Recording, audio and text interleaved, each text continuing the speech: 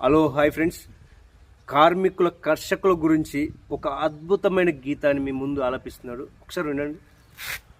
ఎవరయ్య మాయ్య సుందరయ్యను కనిపించలేదన్నది,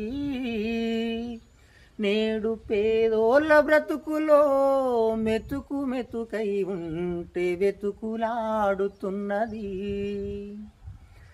తెల్లని ముత్యాల రాసులల్లో బుట్టి తెగిన జీవితాల నాడుల్ని ముడిపెట్టి వీర తెలంగాణ విప్లవాన్ని తెచ్చి కారు మబ్బై ఉన్న వెట్టినంతా చీల్చి వీరుడు మట్టిలో కలిసిపోతాడా, ప్రజల మనసు నుండి మాయమవుతాడా?